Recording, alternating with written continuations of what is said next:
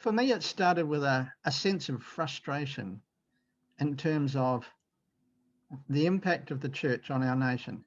You know, you look around and there's churches doing good stuff, there's bright spots, but overall, New Zealand was heading downhill as far as, you know, following Jesus went. It just wasn't having the impact. And I'm thinking, look at all this, and yet we've got the good news. So my frustration motivated me to go hunting. You know, I'm a computer type, so I hopped on the internet, looked all around the world. Where is the church growing? Where is it having an impact on places and that? And I came across this book by a guy called David Garrison on church planting movements. And that sort of started me getting interested in going down this track of looking at multiplication and churches that plant churches and disciples that make disciples and all that. And I'd go off and I'd find all this stuff and I'd go back and talk to my wife, Stephanie, and she'd say, well, yeah, but that's in, you know, Africa, or that's in Asia, and that's in South America. Where's it happening in New Zealand? And I'd say, I can't find it yet. And I go off and hunt some more and come back and I've found this. And there's, you know, and she says, well, how about in Australia? No. And it basically got down to anywhere in the West. And I found some happening in America. Basically, it was probably your blog, I think, the very early stuff. I heard a bit of Tim Shah and Aussie, and then Jeff Sundell over in America. And so by that time... Just before you go on to that next piece, were you involved in ministry at that time? At that stage, no. I'd been a Baptist pastor. Well, I worked on stuff at a Presbyterian church. I'd been a Baptist pastor in 2 churches. And at that stage, I was actually running 3 businesses. I had 2 computer businesses and a small earth moving business I was running. I had brought the first computer business, grew it up, split it in half. And then my wife maintains I got bored one weekend, so I brought the earth moving one just for fun. That not quite accurate, but yeah, close. So I was business guy. In fact, I was basically sort of semi-retired. I had the son-in-law doing some stuff and it was coming down. And, you know, if I wanted a 4-day week, I could have a 4-day week and we were earning reasonable money. So it was fine. So that was me at that stage. Background in being a pastor, background in having done evangelism the whole time since I got saved, but real frustrated. So eventually, I managed to track down Jeff Sundell, which is pretty impossible. I actually tracked down his wife and sent her an email and said, if you are related to, connected to Jeff, I'd really like to talk to him. So I got a phone number, rang him, and he put me onto this. Oh, there's a guy down close to you, he says, who's doing it. Turned out it was Tasmania. Now, in New Zealand terms, that's not close, but in Australian or American terms, it probably is close. So I ended up coming to a community of practice in, I think it was Sydney, that Jeff came down to, and went from there with a friend of mine across to Tasmania where Ben Armishaw was, and spent a week with him, watching him in action and watching the chaos and all the fun and games that happens when all this sort of stuff's starting to happen. So that was what got me interested. But by the time I got to that stage, God had called me back into ministry, and I was up here in Kerikeri. So I did that after about my first year here in Kerikeri. So I was in this scene where I've back pastoring a normal church, but looking at how do you do this thing where you make disciples who make disciples. And I started experimenting with folk in the church and started experimenting with folk I was connecting around the place. And I got to the point where I really wanted to get this happening. I was seeing it to a small degree, but I listened to folks say, oh, you can't do this part-time, it has to be full-time. I'm going, no, God's called me here to this church. I'm sticking here with that. So what I did was I went part-time with the church, basically ended up half-time. And I spent the other half out around the area, sort of wider than just Kerikeri, starting to look at how do I do this? I labeled it my experiment in doing things differently. Because the first person really that was my big contact point straight after I went half-time came out of a YWAM team that came up and did some door-to-door, and I got this contact, which I tracked down, and very long and convoluted, only God could do it process. I ended up in contact with this married lady, Amy, who's actually not sure how old she was there, sort of mid-20s, mid to late 20s. And she was sort of my entrance person into her whole extended family. And I ended up doing a Bible study in her home. Her and her husband said yes, they were interested. So started from there. First night there was 4 of them. The next night, next time there was 5 of them. We were meeting weekly. I get to week 4 and I've just finished doing an illustration explaining what was happening when Jesus was crucified and how he'd taken all our sin on him, so that left nothing on us. And I mean, when I get it. And she looked at her husband and said, do you get it? Now, both of them were believing because it had a miracle healing, but they didn't really know what they were believing in. They didn't understand it all. They'd had no discipling. And she looked at this and went, I get it. And her husband got it. And one of the sort of a partner-in-law, for want of a better phrase, said, yeah, I've been to church a little bit. I never understood that. And then her dad, who lived there too, he came out with, well, what do we do? Yeah. And I'm going, I'm in the middle of the book of Acts. Yeah. It's just how it felt. Part of me is going, hey, you guys, I haven't finished my 7-story series. I'm only up to week 5. Actually, it was only week 4 when I thought about it afterwards. And so I talked to them about what they did and how they could talk to Jesus, and talked to them about baptism. And the next comment was, well, when do we do that? And I said, well, I heard the bath running, so we could do it now. And they went up for that, I think, because someone was in the bath. But that was Thursday night. So Saturday lunchtime, we were up at their marae, their area, and down at the creek and baptizing them. So I baptized Ed, the dad, and said, stay here, and got Shane, the husband, down, and 2 of us baptized him. Then I walked out and stood on the bank and said, right, you baptize the next 2. Wow. And so we went from there. And that was the starting point really into what has become a major factor of the work I've been doing, which was working with Maori folk up here in the far north of New Zealand. And that's been an ongoing work over the last 6 and a bit years. And the Maori are the indigenous people of New Zealand. Yep. I guess they're Polynesians, is that right? Yep, Polynesian background. Very a God-aware culture. That they're open to spiritual things, very spiritual culture from that point of view, like a lot of the Polynesians are. In the very early days of missionary work in New Zealand, a huge response to the gospel, but a whole lot of stuff like wars over land and everything like that sort of killed a lot of that. And so now, while there's various Maori groups, that you couldn't say they're any different from the rest of New Zealand in terms of there's not a lot of Christians there. But yeah, this was really interesting. And it just went from there because they turned around and started talking to their family members. They worked in a kiwi fruit pruning gang, which was mostly family. And so there's all sorts of fun stories that come out of what they did while they were pruning and talking to each other and sharing the good news and sharing what had happened in their lives. And I got invited to go for lunch one time at work. So I go to work with them and I have lunch and I get introduced to all these people. This is, sitting under a kiwi fruit vine on an orchard. And I'm leaning against the van and this lady comes up and leans alongside me and says, Brian, would you do a Bible study with me? Now, I've only just met her. And I say, yeah, why? And she says, well, I've been talking to Amy and we've been talking about some deep stuff and I don't know anything about the Bible. So can you do a study with me? I've already organized for so-and-so and so-and-so to come with us and do it too. She'd obviously heard from Amy that I like to work in groups. So, it took another 6 weeks to put it together, but here's the next group sort of on my lap. Now, I was trying to get Amy to lead it. And she said, Brian, it's my mother and my aunts. No, I'm not going to lead it. But so I did the first part and then she went from there with it. But that was the next step on. Okay. And so the gospel has spread out through the family network, and have churches been started out of that? Yeah, we've had them planted all over the place. I was planning on the far north, but we've even had groups go further and down. We've had them in Kaio, which is 20 minutes north of me, Mariwa, which is 30 minutes south from here. We've had them here in Kerikeri. We've had that. We've seen, probably the easiest way to sum it up was 18 months later, after I first met Amy, I'm talking to her and she says, Brian, since I decided to follow Jesus, I've seen 15 of my whānau, my extended family, become Christians, and I've had the joy of baptizing 4 of them.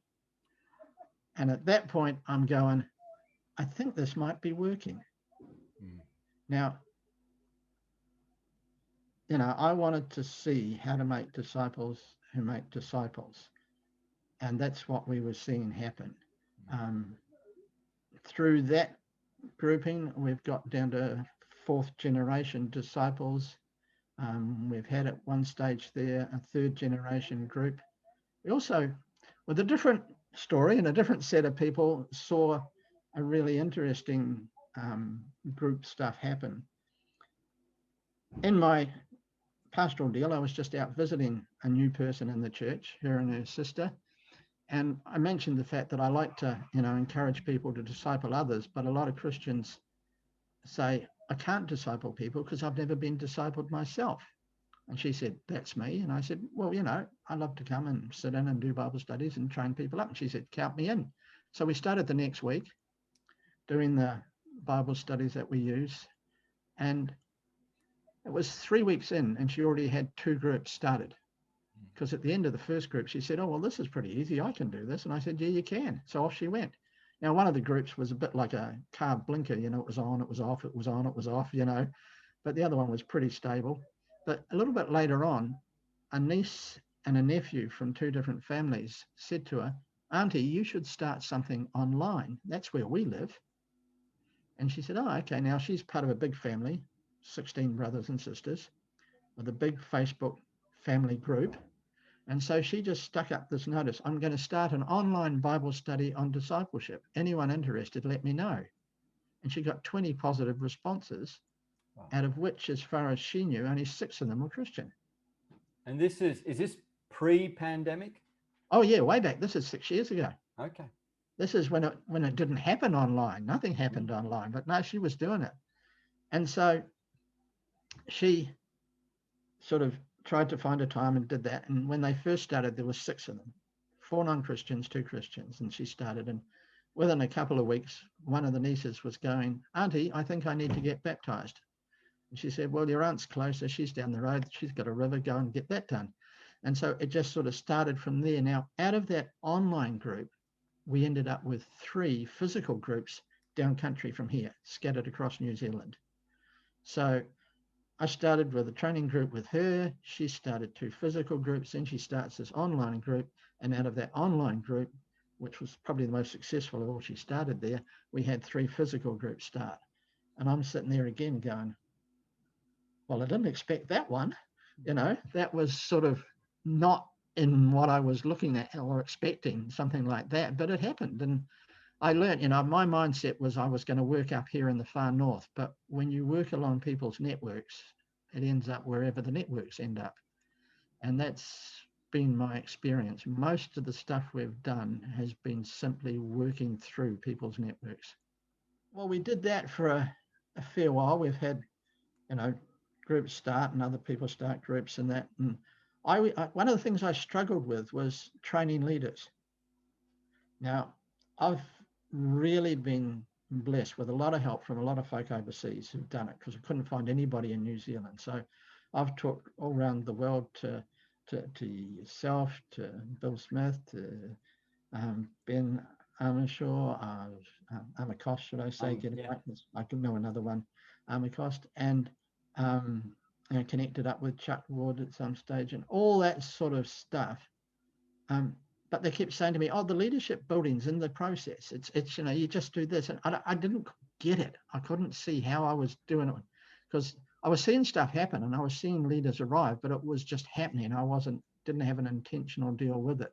So I had to learn the whole deal of how to make leaders out of the harvest in the process when their lives are still a mess, but hey, they're showing up as the leaders.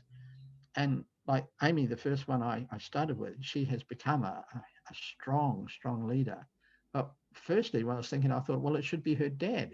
Culturally, it should be her dad by age, but that wasn't it. And when I heard the extended family were saying, well, when we want something done, we talk to Amy, I thought, okay, I give in, and started working there. And it took me a bit to work out the whole model and assist and watch that stuff.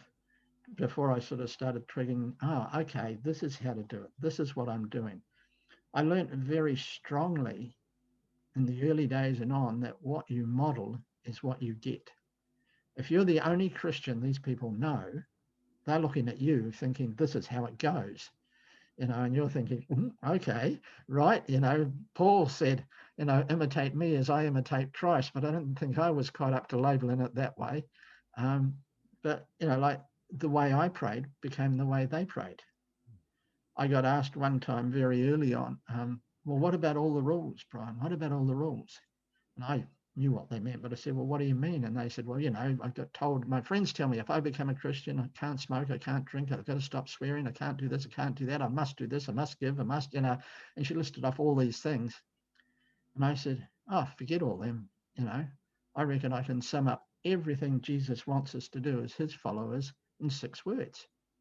And then I paused and they looked at me and went, well, and so I said, it's easy. It's love God, love people, make disciples. If you remember those 6 things, do those six words. Well, remember those 6 words, do those 3 things. You're doing everything that Jesus wants you to do as his followers. It sums up the whole deal. And they went, oh, okay. And, we repeated that a bit on the way through. And then we had a time when Amy's mother-in-law and sister-in-law came up to celebrate a birthday, and they sort of sat in the kitchen while we were doing the Bible study and that. And I said to Shane, introduce me. And so I get introduced, and the sister looks up and says, oh, when are we doing this Bible study? Well, we'd just done it for an hour and a half. And so I looked at Amy and Shane, and they sort of nodded. And I said, oh, let's go do one now. So at 9 o'clock at night, we went off to do another one. And we start out, and very soon this sister-in-law comes out with, well, what about all the rules? And Amy started laughing. And I said, go on, tell her. And she did a perfect replica. Well, we believe that everything Jesus wants us to do, and what I had been saying and what I'd taught, she reproduced it exactly down to the pause. And I just sat there and thought, whoa, what you model is what you get. And I've had to learn how to utilize that fact.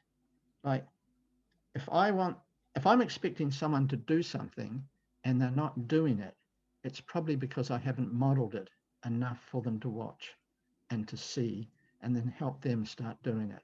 So that was a big step for me, and a big learning was the power of modeling. Because when you're a pastor, you're used to teaching, and that's it. You're leaving it at that. You've got 100 people, 120, 150, growing. Yay, it's neat. But, you teach and that's it. I know I've discipled a lot of people one-on-one, awful lot of people.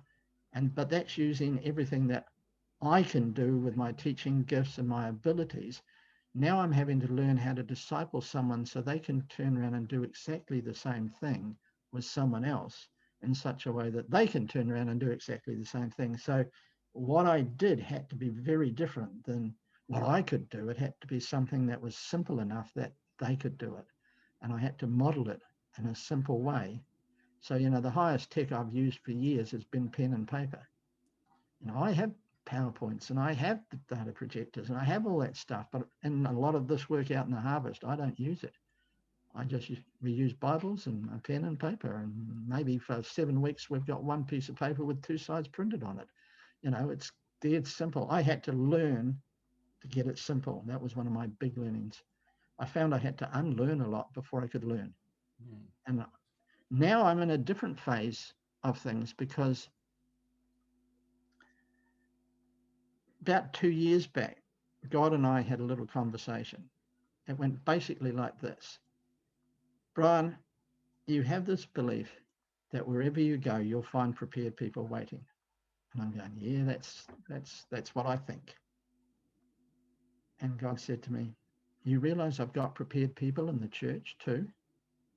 And I went, okay, because I had focused purely on the harvest. I was out there with the non-Christians. It was much easier. It was more fun. Hey, let's get on and do this, focus on this and see them get saved and see their lives get totally transformed. Hey, this is what I'm doing. I've got the other half of my life where I'm working with the Christians, but this stuff I'm doing with the non-Christians.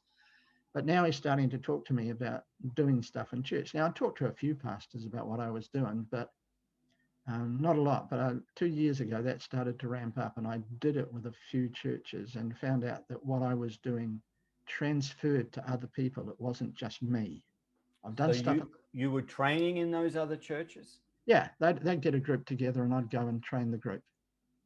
So usually it was 6 to 8 people, small deal like that. There were small churches up here. And I'd go through the 7 stories I use and teach them the evangelistic stuff in the same time, and teach them the Discovery Bible study stuff by doing it. Hey, modeling, show them how it works. And then January this year, I actually retired from being the Baptist pastor. We'd had the work with the Baptist church, and connected with that, but almost as a separate deal, was a large work with folk from Vanuatu who come down here to work in our horticultural industry. And so for the last 10 years, we've been going up to Vanuatu, taking teams up. I've trained elders and pastors. We planted a church in a Catholic-dominated island where they didn't really understand the gospel, so we planted a church there with 25 people. Not bad for 4 or 5 days' work. And, that sort of stuff, working with folk, training them up, teaching them how to do this stuff. So we had the Baptist church stuff, we had the Vanuatu stuff, and we had the sort of disciples making disciples and small groups starting churches type work. And it was just getting a little bit too much. As my wife puts it, so being sensible, we gave up the paid job. And now COVID has pretty much killed the Vanuatu stuff for the moment. We certainly can't go back up there at the moment, and we've got a limited access with them here. So the focus has been very much on working through New Zealand and connecting with other Christians, existing churches, and folk who are wanting to get more training. I partner up with Church Army, which is an evangelistic side to the Anglican Church, with Monica, the director for Church Army in New Zealand, and through some of her contacts and contacts I've had.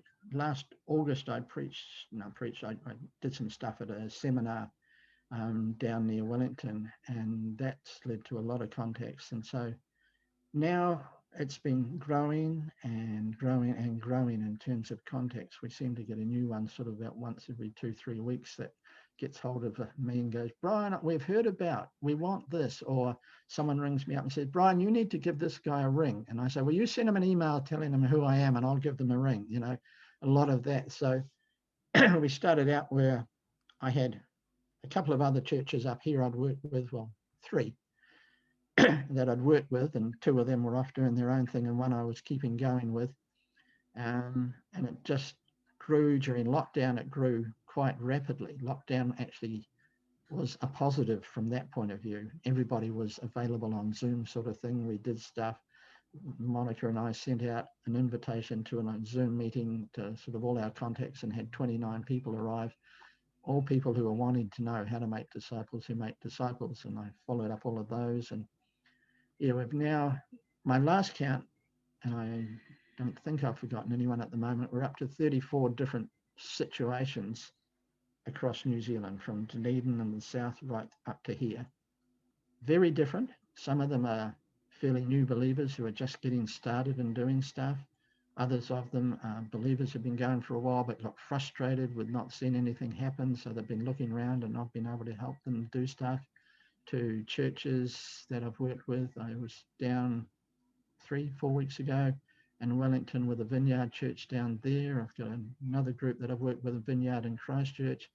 So we've got about, I think, 4 or 5 different denominations we're working with, and a few smaller independent churches around the place. So all very different situations. Some of them may not work out to be, anything, but others have just taken off way beyond what I thought would happen. And a year ago, you weren't in contact with most of them.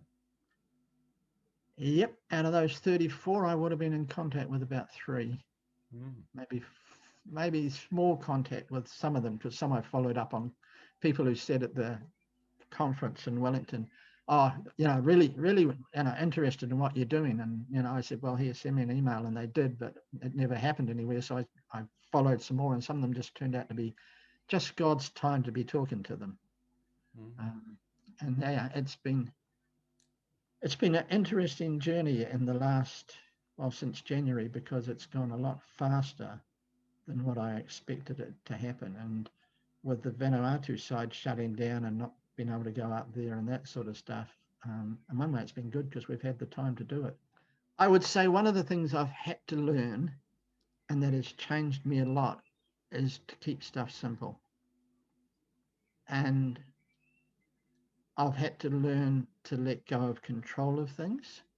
When I first started, I was going to have everybody in a database and they'd all have a number and we'd keep track of it because I'm a computer guy and that's how I think and do things. And I've had to learn to say, well, God, this one's yours, way it goes, and watch him do stuff.